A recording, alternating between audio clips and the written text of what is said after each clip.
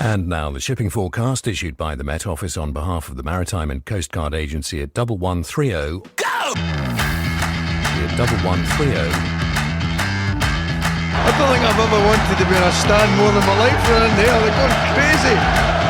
Jay, they got a penalty here. There'll be fish flying about that. There's no tomorrow.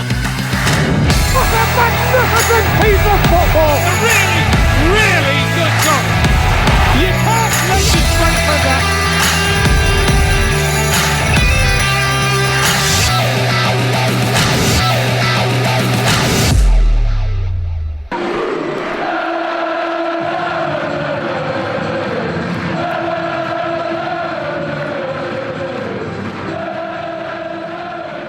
Good stuff. Who's that? Good afternoon, everybody. Welcome to the DM35 podcast. I guess this is Happy Easter because we're actually doing something pre-planned before. We are joined by David Artell, who has kindly given his time to answer questions and to have a chat with everybody. I'm joined by Mike, Bruce as well, and Sam, apparently, though he is back in Grimsby, so his internet is Grimsby-esque. So he is in and out at the moment. Is he back at anti-lunches? Is that what it is, Bruce? You seem to keep tabs on him closer than anybody. I'm not sure. He just seems to have more time off than anybody I know. I mean, they call it recess. It's like school, isn't it? It's like being at school. We're on recess, so the MPs have all gone to their lodges for the weekend. They've not gone to the lodges. They're working. They tend to work harder in their constituencies than they do when they're in Westminster. But anyway, we're not here to talk about. Yeah, okay, mate. We're to talk about the Conservative Party. All right, mute him again. That was the message from the Conservative Party. Brilliant. Sam, I assume you're not having to worry about people having fish and chip shops in the centre of town or whatever it is I saw this morning. No, I don't work for the MP for Uxbridge and South Ruislip, thankfully. No. Fine, Bo. Well, David, thank you so much for joining us. Apologies for that. Not a problem.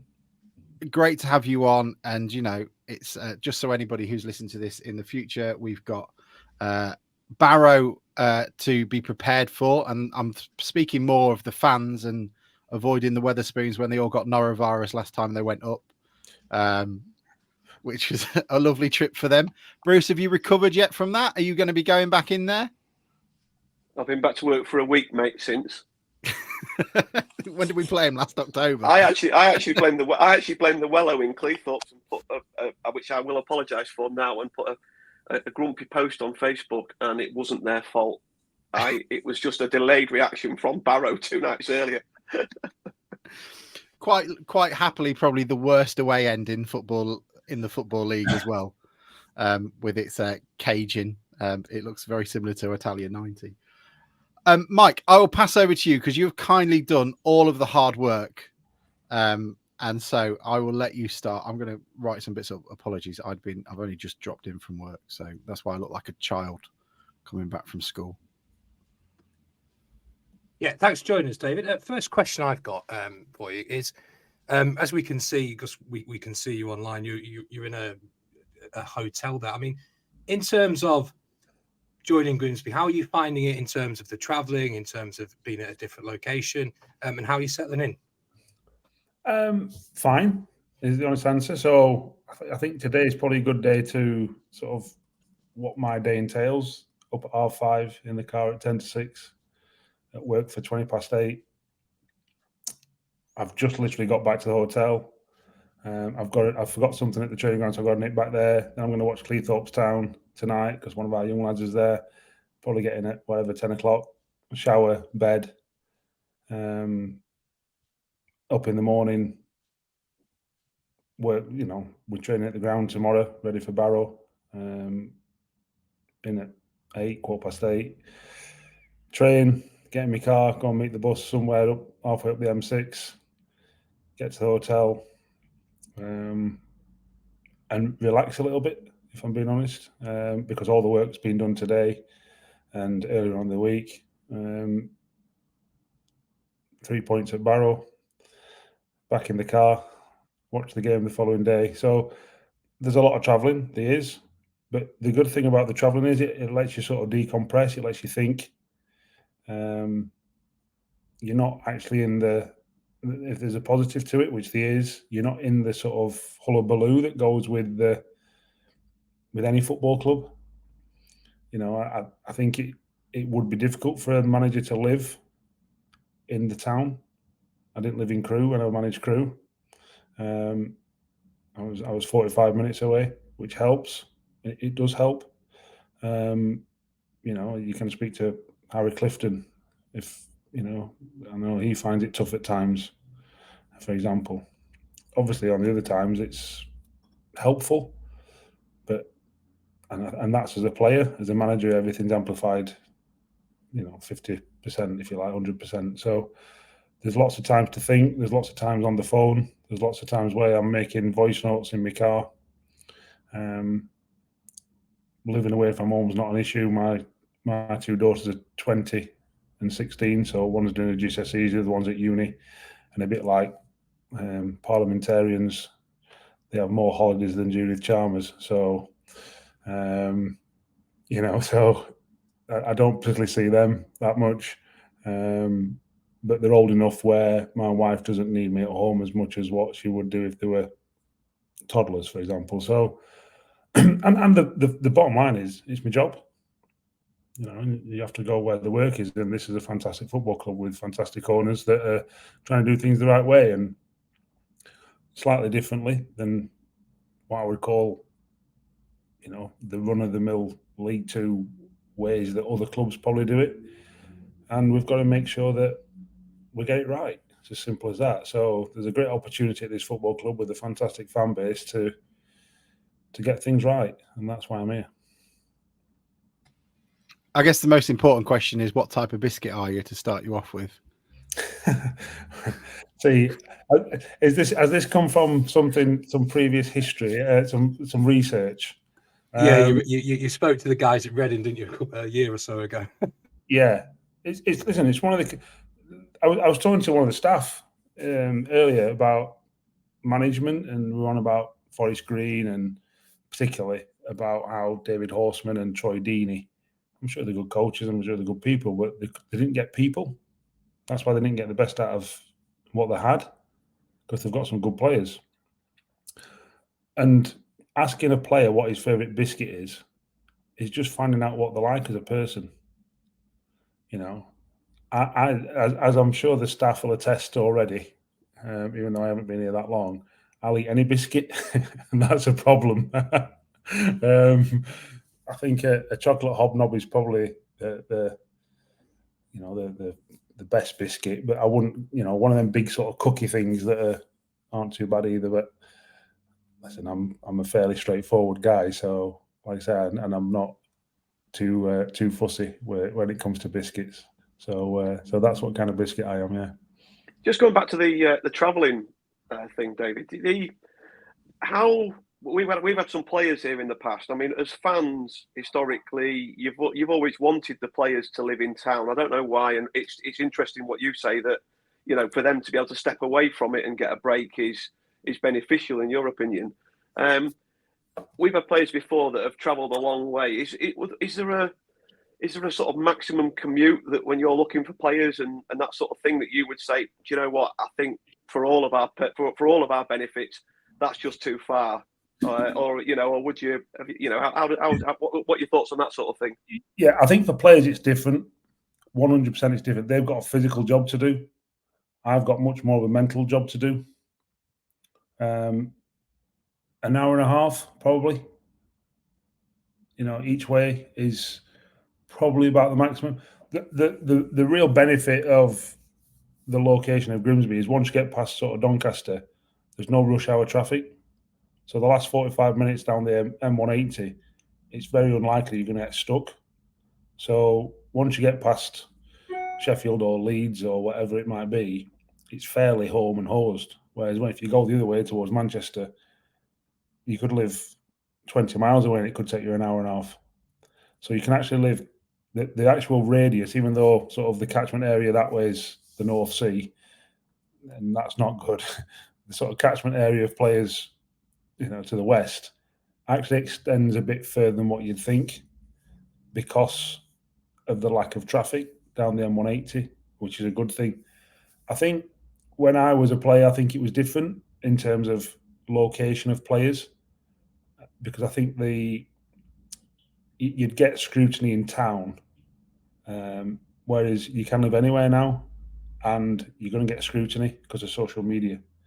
And I think when you're in that sort of melting pot, however small and inconsequential a Grimsby player might be compared to a Man United player, it still affects them, without a shadow of a doubt, like hugely.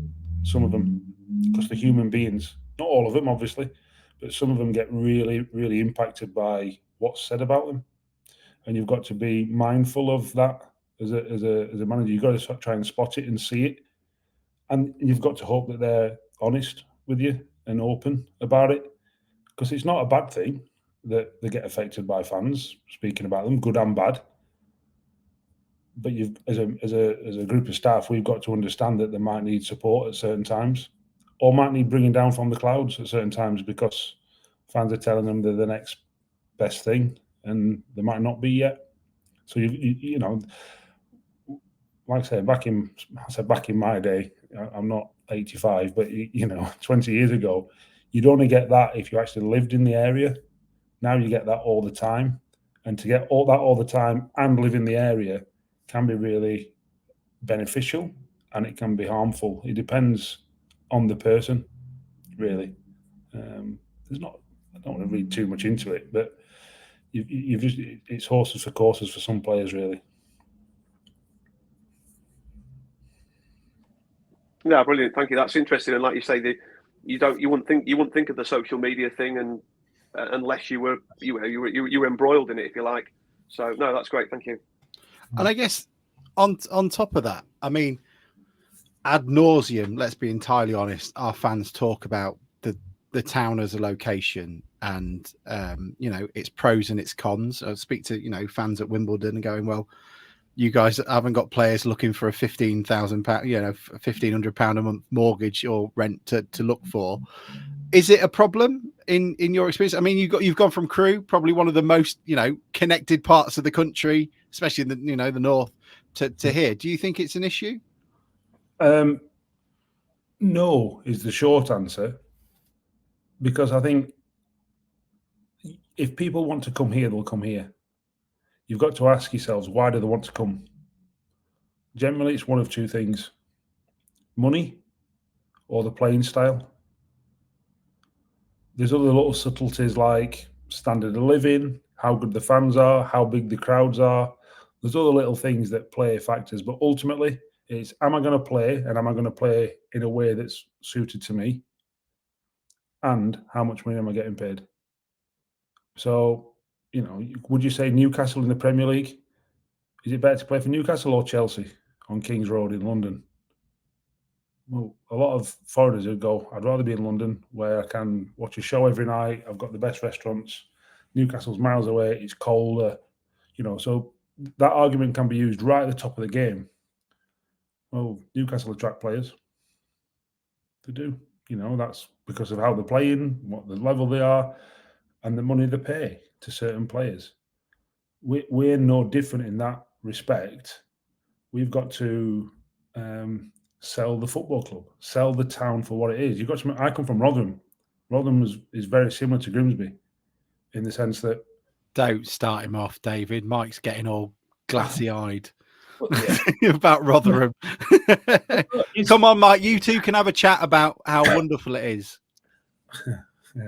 Yeah, I moved away 20 odd years ago. I don't know if that makes a difference. Me too, mate. Yeah. What I'm gonna. Rotherham had coal and steel, and it went. Grimsby had fishing, and it's gone by and large. And it's like, well, what's left? The people. Well, the people are good people. It's got a football club that everyone's attached to. It's a constant in everyone's lives who want to be attached to it. Well, we've got to make sure that is something to be proud of. That's what areas like Rotherham, like Grimsby demand, quite rightly. So we've got to make sure that the football club is part of that. So if people want to come and be part of that, great. If they don't, they'll find a reason not to be, irrespective of money or opportunity or whatever it might be. And listen, we could sell them on the football side about how we play, players I've developed previously, getting promoted out of this league, all associated with myself. We can do that in terms of the owners and how good they are and how stable the football club is, the actual area and how good it is to live here, how close the lads are, all that kind of stuff. But ultimately, they've got to want to play for this football club. So as much as you can say, Crew, you might get more players who want to play for the football club because of where it is. Ultimately, they've got to still want to play for the football club. And just because we are 45 minutes down the end of the motorway, we'll find out if they want to play for us. So I think it's a filtering thing. If they don't want to play for us, fine. Just let us know. It's not a problem. I spoke to one boy at Crew, did a presentation to him, 45 minutes. You're actually in Canada with the national team. And, I said, any questions? He asked me 2 questions at the end of 45 minutes, telling him how we're going to play, how we see him play, I'm going to develop him, all the rest of it, where we were in his journey. He asked me 2 questions. What's the average attendance and how big is the players' lounge? If he'd have said, yeah, I'll sign tomorrow, I weren't signing him.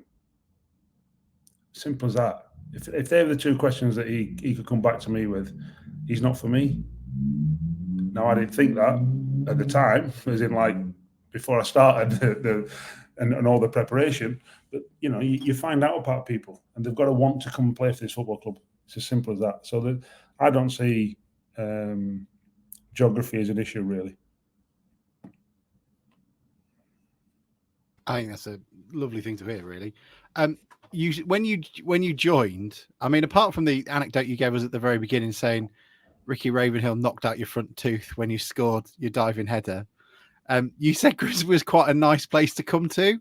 Have we done anything have you done anything to change that? I mean, aside from, turning down the heating in the away dressing room or something like that. I think I've seen a couple of times how an old ground, which is what it is, an atmospheric old ground, can get going. The best example is MK Dons. 60 minutes in, the fans were going, the lads need us here.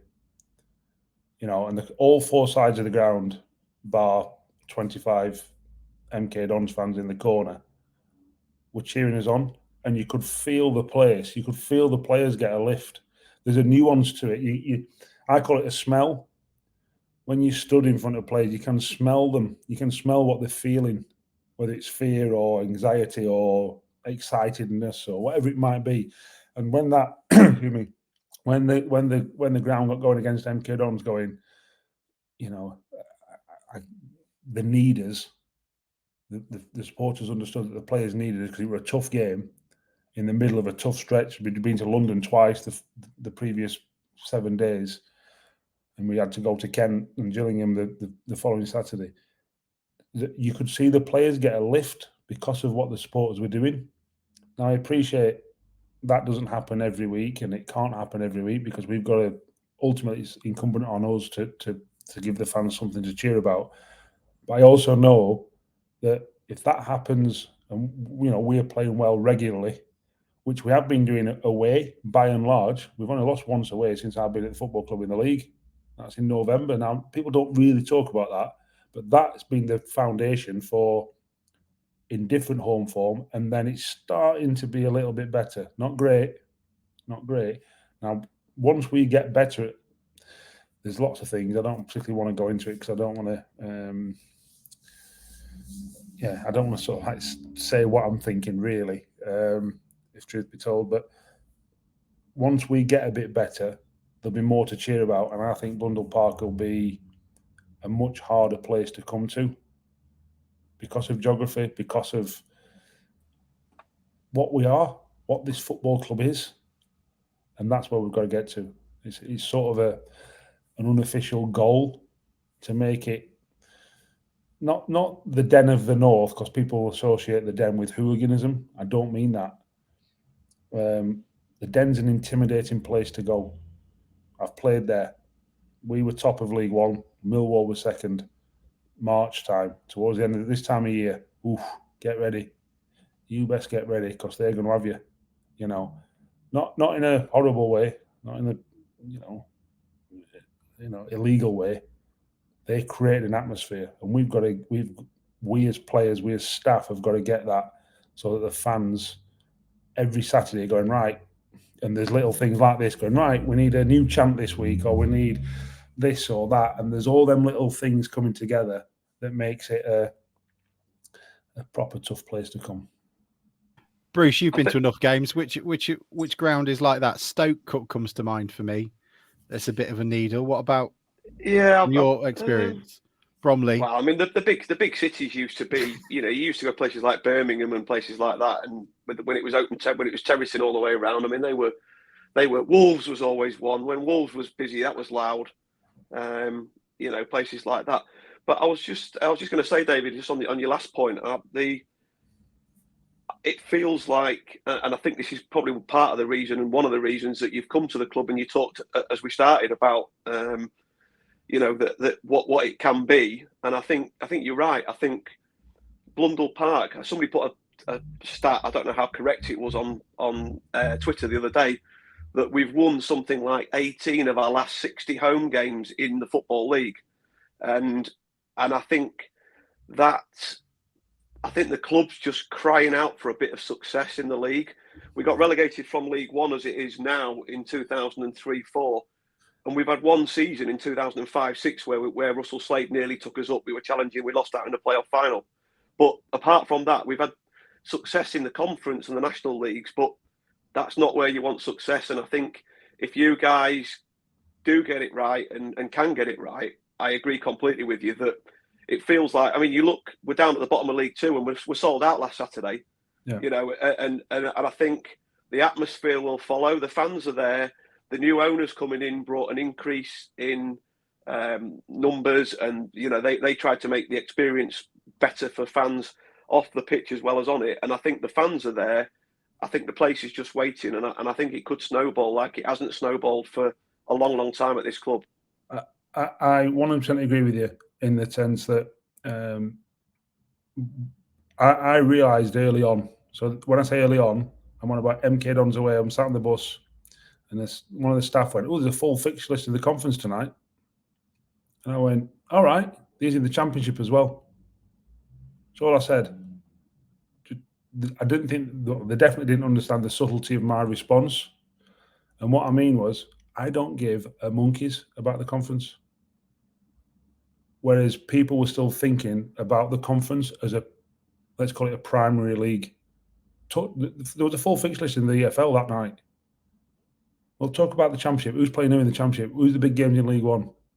Don't tell me about Bromley against Kings Lynn. I don't give two hoots. That's not where we're heading. So change your mindset. Change your mindset. Because if we're always looking backwards, we're never going to go forwards.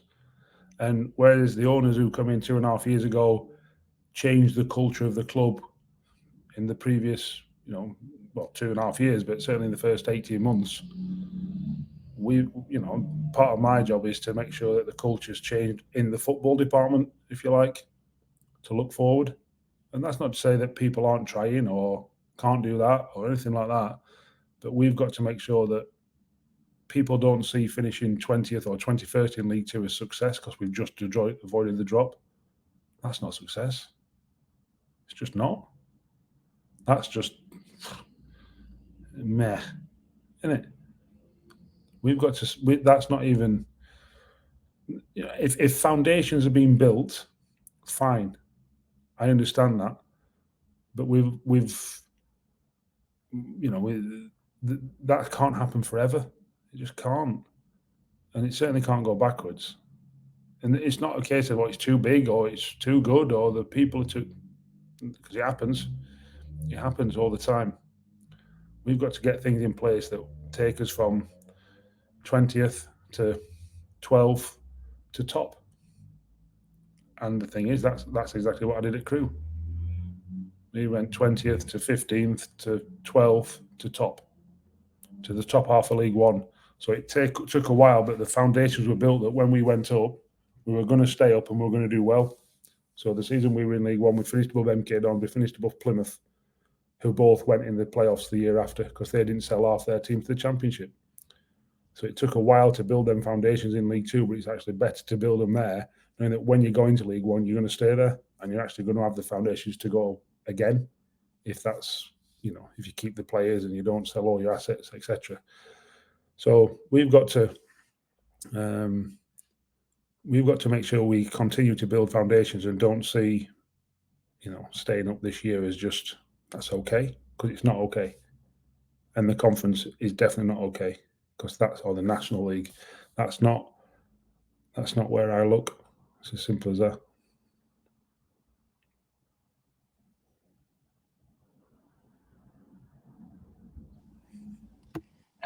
Yeah. Hi, David. Following on from that about you want to change the footballing culture. So you came from Crewe, and Crewe have a very defined way of playing over sort of 30 years, certainly as long as I can remember. Is it therefore proved harder to implement Artell ball, whatever you want to call it, onto the football club, because there isn't the basis of it here? Because it is fairly clear that you came in, changed the way we played. It improved in the first instance. Then to avoid a relegation, we've had to flip to a much more pragmatic style. Do you have any ideas, the explanation for why that has happened, and also following on from that, where you plan to go in the summer? Do you want to revert back to a more expansive style? I think your synopsis is spot on, absolutely bang on all of it. Did I think it was going to be have initial success? Yes. Did I think it was going to get harder when the players go, this is great, and then we've still got to do this, and got better at playing like this? Did I think that? Did I anticipate that? Yes. Did I think that I would get more out of the players at that point? Yes, and I didn't. For lots of reasons, mainly, because of me. It's not me blaming the players. I don't think, although, there's a capability aspect, obviously. So, did I try and change too much too soon? I'm not sure it was too much too soon. I think I tried to give them too much information too soon, and I think I overloaded them. So then we stripped it all back, all back. So the 5 games before this run that that's just finished, we should have had 9 points instead of 2. Now, if we'd have had 9 points instead of 2, that's not me saying this. This is just objective data. So don't think I'm trying to spin a yarn, because it's a long time ago now, and I'm not trying to, I don't know, curry favour with journalists or anything like that. That's just objective data.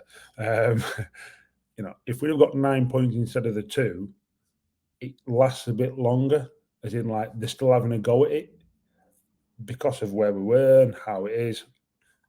I made the decision. I said, we can't carry on like this, because the players can't carry on like this. They're getting to a point now where they're going, hang on a minute. They didn't say any of this, but you can just feel it. You can smell it. So we went to a 3 at the bite. We become much more pragmatic, and they had a bit of success with it.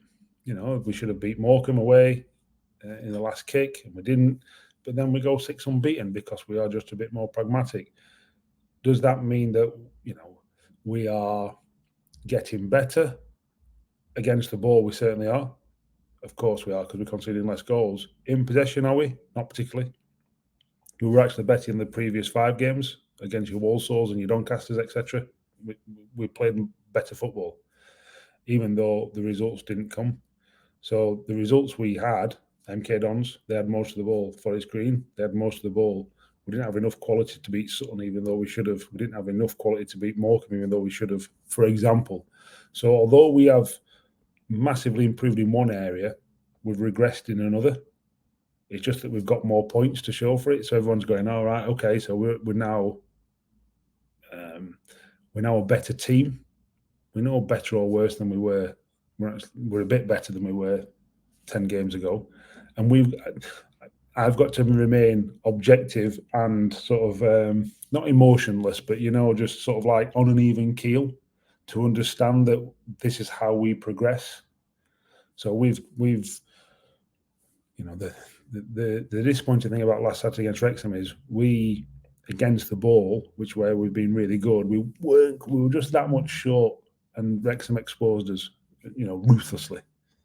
And you have to say that their quality shone through. Second half were much better, but we didn't have enough quality to then break them down or have enough moments, whether that's individual moments or team building moments, if you like. So we've got to continue to do that bit whilst also being really resolute defensively. And that's the progression of the whole team. And that's where we've got to get to between now and the summer and going into next season. It's as simple as that, because that's how long these things take. I said it when I first come in, it's going to need time, a long time.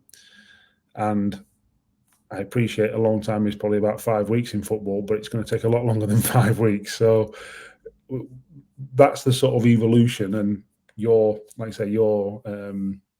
synopsis of where we are to date is absolutely spot on, and that's got to continue that sort of trajectory.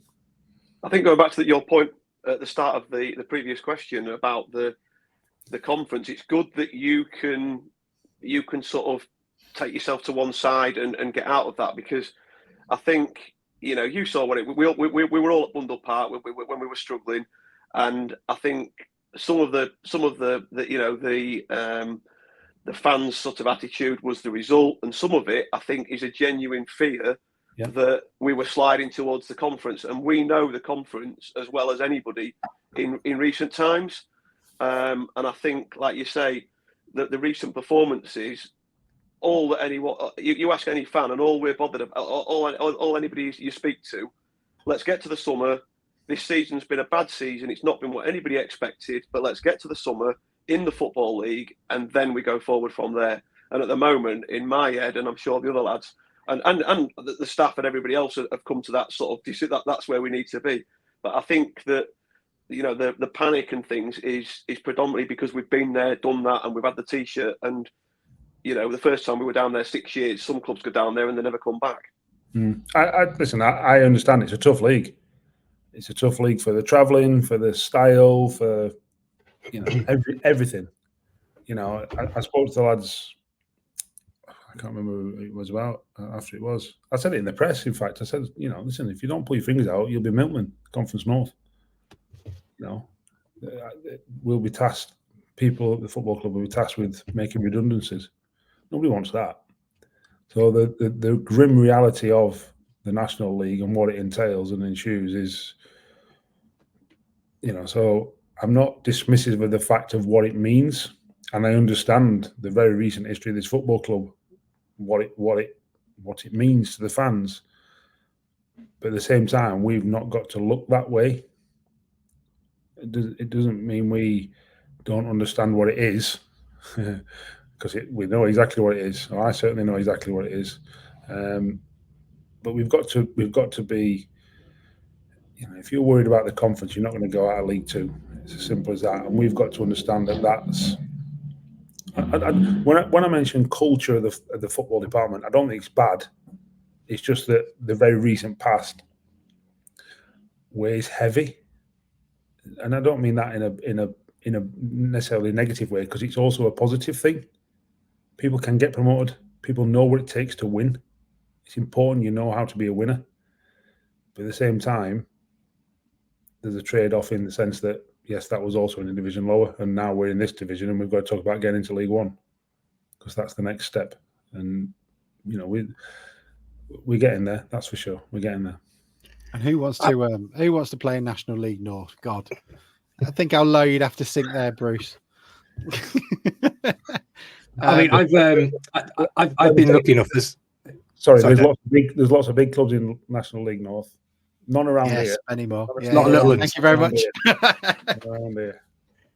I'm in exile like Alex and Sam, so we don't get to as many games as we'd like. But I was lucky enough to get to the games in South London and in Kent recently, and I must say, as somebody that's not seen a lot of football live for us, I was really impressed with the change that had been made and the commitment from the players. And I think as a fan base, going back to what Alex and Bruce were saying earlier, is we're just dying out for that team to get behind. And it was encouraging for me to see that change and see that commitment and see that doggedness and rolling the sleeves up off the back of quite a what must be confidence draining run of results. So well done for that. But in terms of how you want to progress, what would you say is your sort of philosophy or key principles in how you want to set a football team up long term? I understand it can't happen overnight, but where do you want to sort of get to, and how do you get there?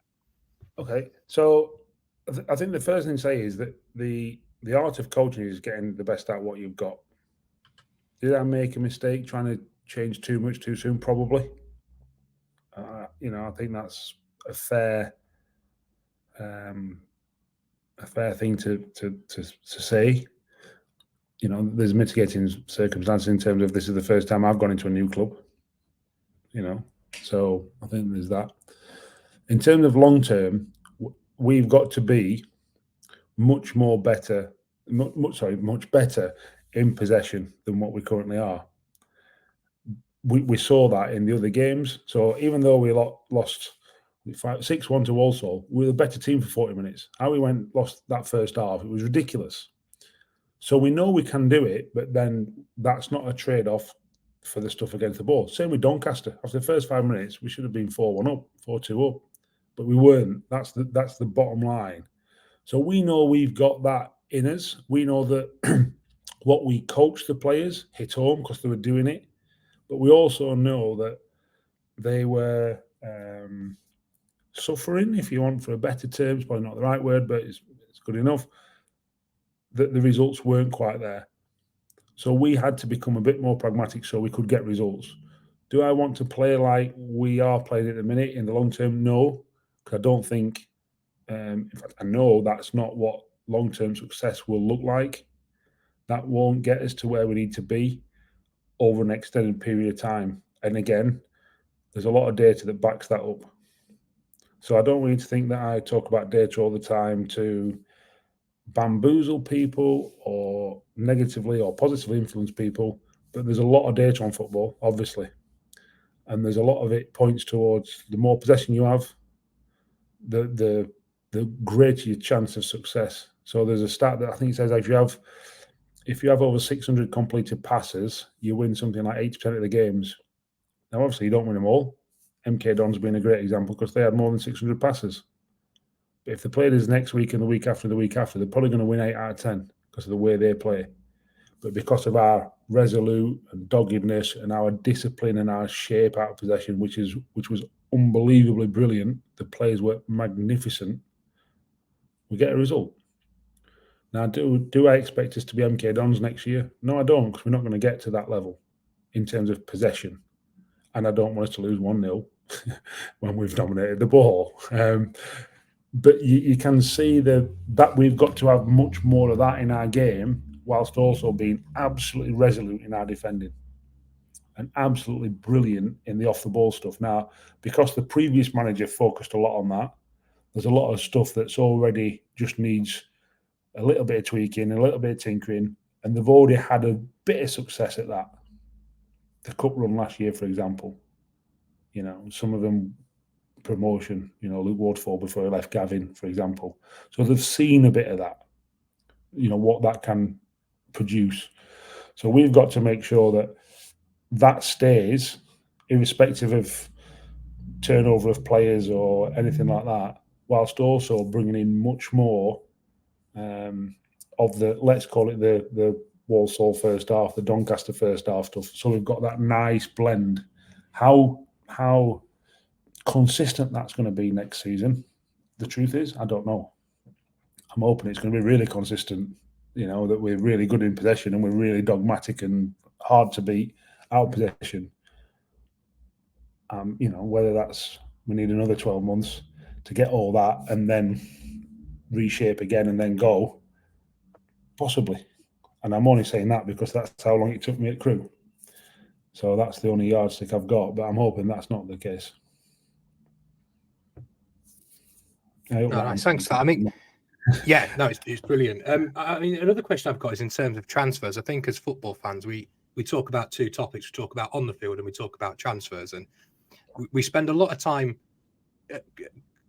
sort of criticising or talking about what's going on. And not a lot of football fans really know what's involved in a transfer market and what the process is. So from my point of view, might be a bit of a niche obsession I have. But could you give us a little bit of an insight into how the entire process works? I mean, in talking about you've got Joe Hutchison there. How does he perform? And I presume you'll always have a list, but how does that sort of happen during a window? Because people, I assume, just think you click your finger, sign a player, in they come, and I assume it's not like that. No, so obviously the window in January is much different than the one in the summer. The one in January is mainly a loan window now. That's simply because of supply and demand and normal economic sort of principles, if you like. There's not many transfers happen unless money transfers hands, a bit like Camille Conte, who left us for a significant number, which was good business for everyone. Good for him, he goes up a league. Good for us, we get a fairly sizable fee, and we've got a thing that if he goes higher, we get even more. So the January transfer window is much different than the summer transfer window. So you tend to look at different players. Obviously, I came in right at the end of November, and I said to Joe straight away, I said, look, let me concentrate on our players, see who's who and what's what. We'll discuss where I think we need to improve. I think it was quite obvious we probably needed to improve in fullback areas because we kept conceding from crosses. And I think we have. And obviously we needed to place Cam. They were the main, and we had a plan in place quite early on because we thought that may or may not happen. We knew it happened in the summer. We were unsure whether it happened in January, but it did. So the contingency planning with that was fine.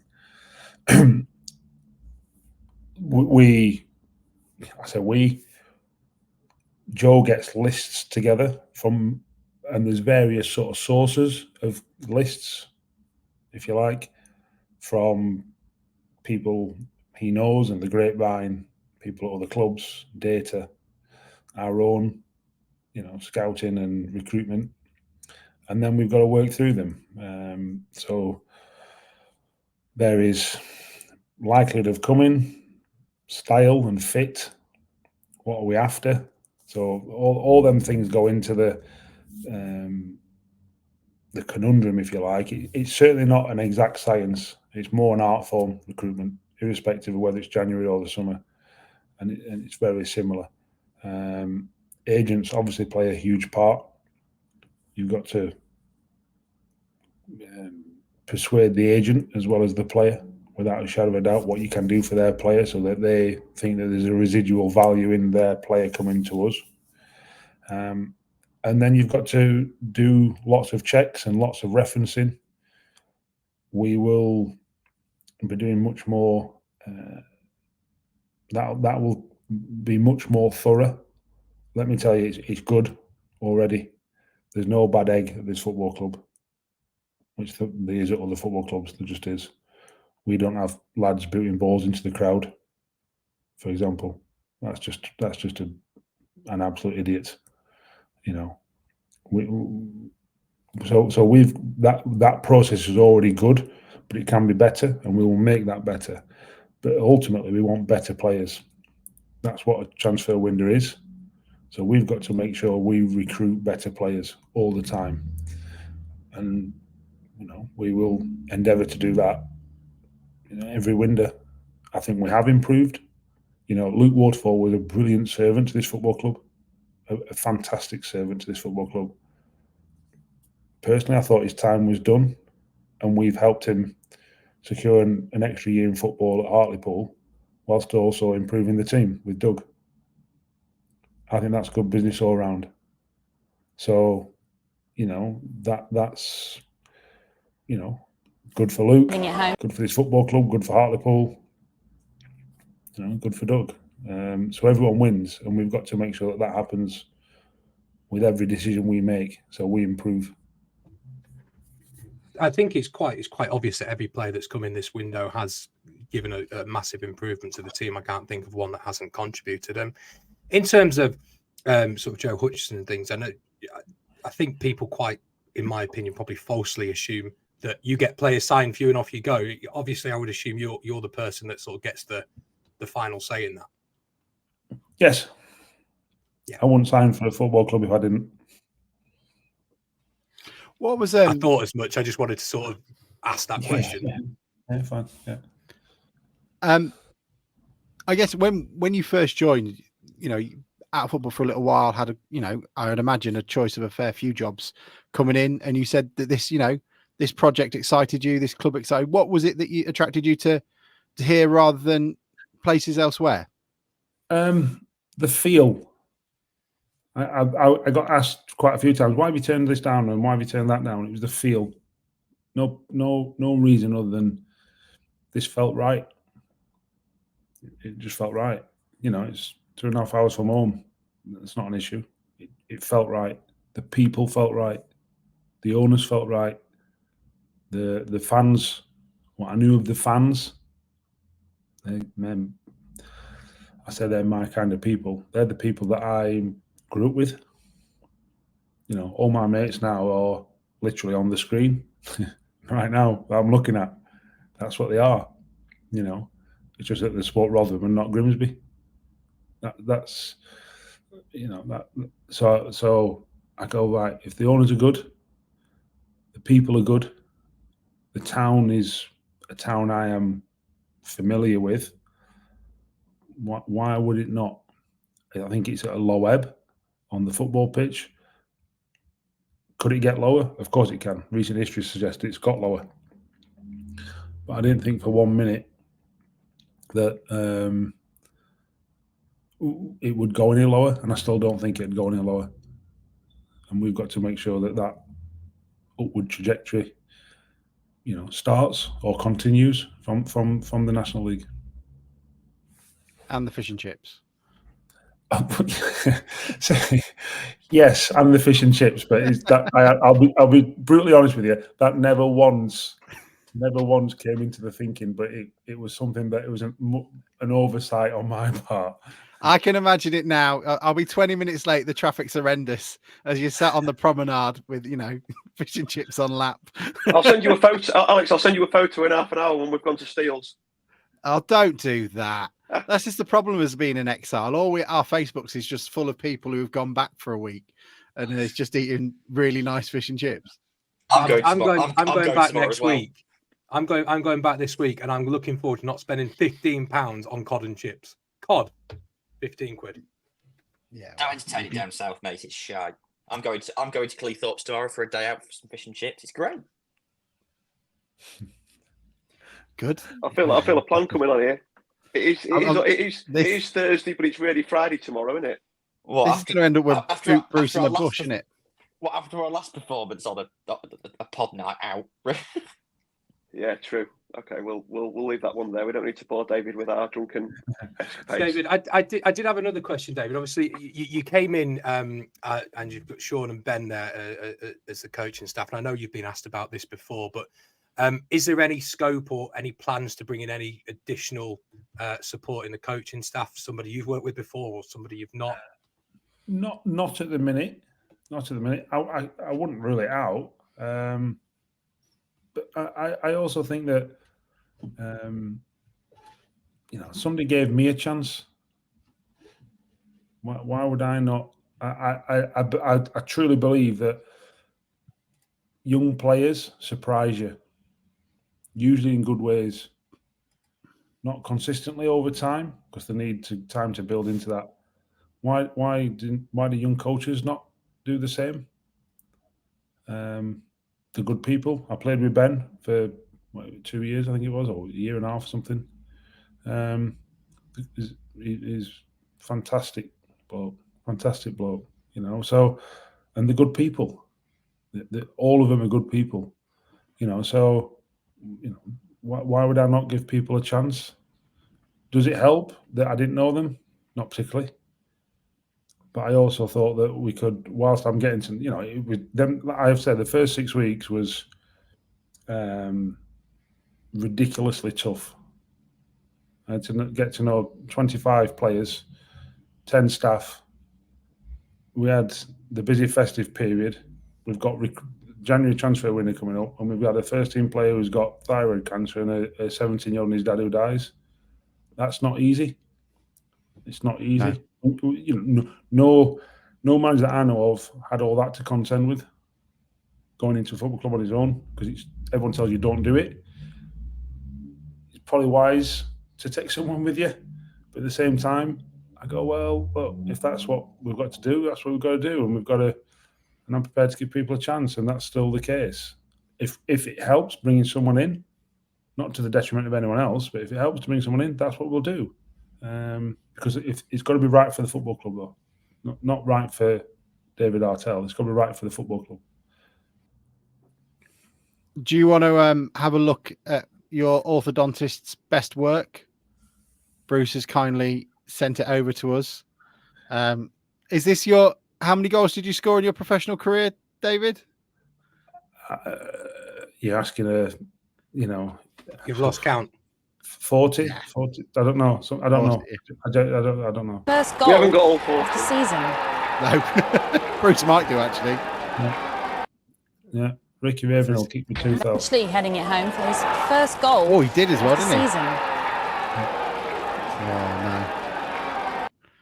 no. Yeah. It's a There you go. Chester and us. Oh.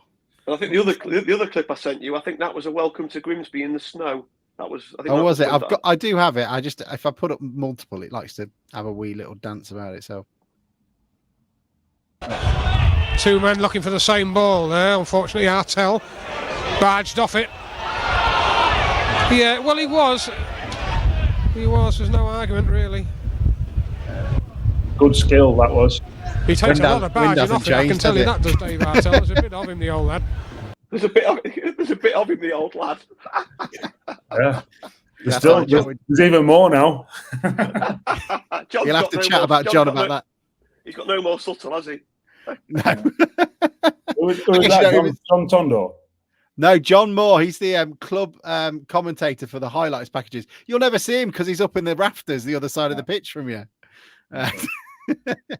He should win a medal just for walking across the roof of the Findus and then back down again. Yeah, It's dicey up there, isn't it? If I don't know if you've ever looked yet, but if you go up to the top, when you look down, there's no sort of matting or anything. You can just look straight through the grating down into the down onto the stands below. It's a little bit sort of it's a little bit of sort of Fred Dibnar, isn't it? It's like sort of it's not climbing up a chimney without any safety harnesses or anything. It's a bit like that when you go in there on the gantry. It doesn't get windy anyway. No, that's true. I guess in the main stand you'll never feel it. That's how it is, isn't it, Sam? The corner flags at the Osmond end couldn't stand up on Saturday. He was blowing that it was blowing that strong towards the Osmond. The steward was really helpful for one corner. Yeah, he moved it out of the way, didn't he? Yeah, it was he held it out. Like Fanny Simpson waiting for Nick Faldo to put a putt in. I thought he was going to take the corner himself with the way it's going. On another point, why do we complain about the wind? We should be given we play by the sea, we should be brilliant at playing in the wind. I'm just going to turn the light on, otherwise you won't see go me. ahead. Do you think we should have got used to it by now, really, Sam, shouldn't we? It's not really something we can complain about. No, it should be an advantage for us because we get to play by the sea. We didn't really design the stadium very well by putting the big old stand at the other end just to bring it back again. Who put Grimsby next to the sea? Who had that stupid I know. idea? Poor decision making that wasn't it? Yeah. What were you going to say? Just changing the subject completely. What's the hotel food like? Is it all right? Are you safe eating there? I've only ever had breakfast here. So I have lunch at the training ground, and I tend to bring a bit of lunch with me. But I have a big enough lunch that I don't particularly eat much when I get here. So you're not on the steak and chips tonight, then?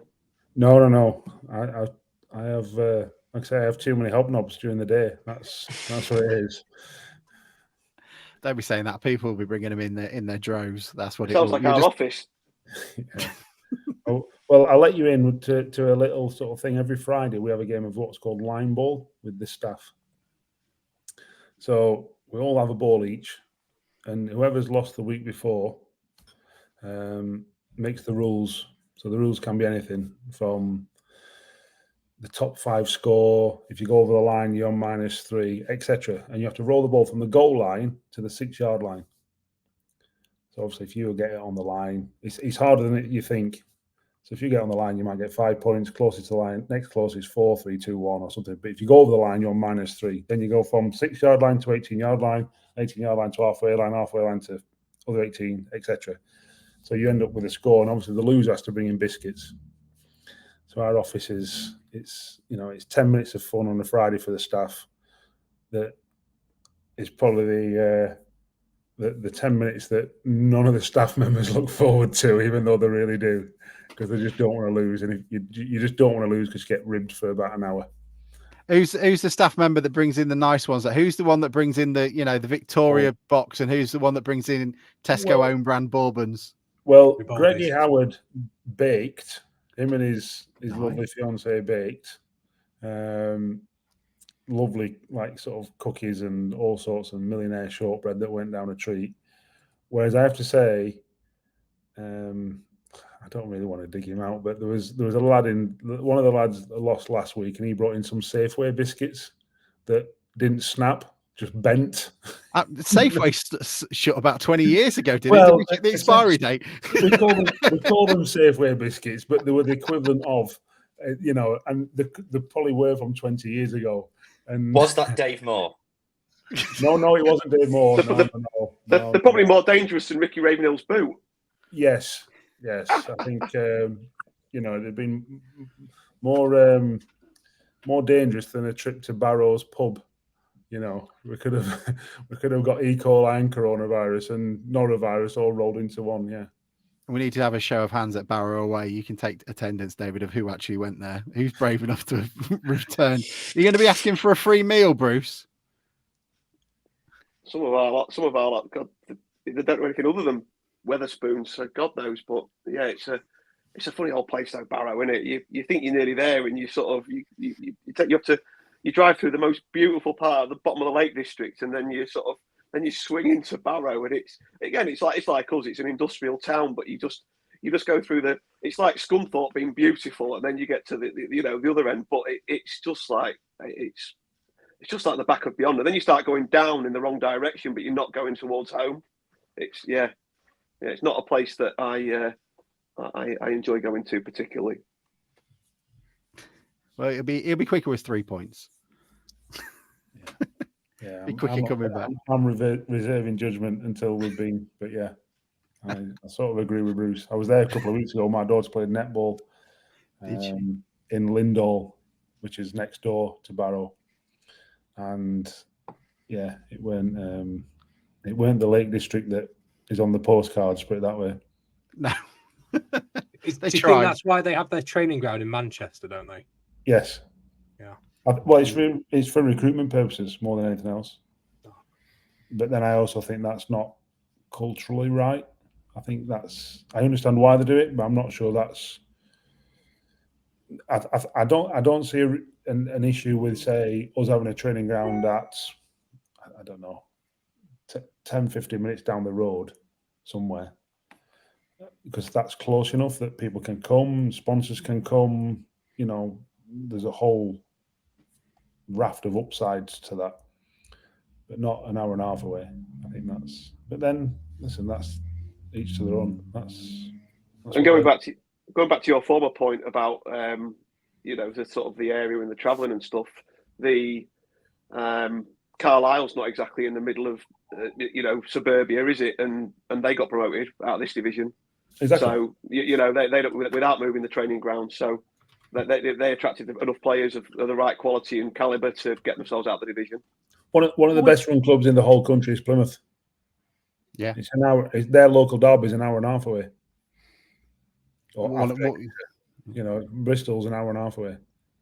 It's always strikes me as giving up. You're trying to create an ethos around a town and a community and a spirit, and then you say, right, yeah, but the most important thing, because that's where the players spend most of the time, we're not having that anywhere near us. It just seems a bit of a give up to me. I'm not allowed to tell any stories tonight, Alex, about Plymouth, am I? I'm not allowed to tell it. It's not that sort of night, is it? No sob stories. I mean, no. When we went to Plymouth, and it called off. Yeah, when it was the furthest I've ever travelled to an away game, when it got called off because a bit of the stand roof blew off. Oh, right, yeah. You had a nice day. I saw the ground, but I haven't ticked it off. Yeah, I just had a great day. I was that pissed. Town didn't lose? I was that pissed because we drunk during the day and we didn't have a break for the game to stop drinking. That I was in bed for much of the day. This is the problem I have with some of our away fans with longer journeys, that they actually get to that point where they're so drunk that they've got to the match and they're now a little bit sleepy. So all they want to do is just sit in a corner. Is that Bruce at Oxford? Yeah, it helped at Gillingham. We had a load of drunk Belgians turn up from Aalst, which kept the atmosphere going. Yeah, which was quite. I saw. I was in the ticket office the other day, and I was chatting to Lisa, and I said, "I'm not going to get. I can't remember where I was going. I think we're going to Wimbledon the other day to meet you lads that went." And I said, "I'm not going to. We're on the. I think we're on the 7:30 train. We got into London at 11:30 for a 7:45 kickoff." I said, "I'm not going to get as drunk as I'm not going to get as drunk as I did at Oxford, though." And Lisa went, "Yeah, you were bad that day." I went, "At least I didn't fall asleep." She said, "You did for about half an hour." I was like, "Oh, I don't even remember." You were the one who kept ordering the shots, Bruce. I've got no sympathy for you. That was an entertaining one. Mike, anything you want to end us on so we can, Dave, can get back to apparently planning the beauties of Barrow and, places to go. I must have watched Cleethorpes. That's what I'm yeah, of course you are, aren't you? Yeah. That's going to be a good one. Well, brilliant. I mean, thank you so much for your time. It is really appreciated. And it's been really interesting to see how the change in the team has been. And, I don't think anyone's as terrified as they were. So it's nice, and everyone feels a bit more confident. I think that's a bit of a downbeat way of saying it, but everyone is, the resolute and the passion and the ethos is, is changed beyond words. And I can only thank you for that. Anything else anybody wants to add before I let David go and watch Cleethorpes and we're ready get in to the Linden Club? We're ready to go as a club, aren't we? All of us together. Yeah, I agree. So all the best for the rest of the season and beyond. Thank you. Perfect. Lewis. Thank you, guys. Open wide for some soccer! And now the shipping forecast issued by the Met Office on behalf of the Maritime and Coast Guard Agency at 1130. Go! At 1130. I don't think I've ever wanted to be in a stand more than my life. They're in there, they're going crazy. Hey, they got penalty here, there'll be fish flying about that. There's no tomorrow.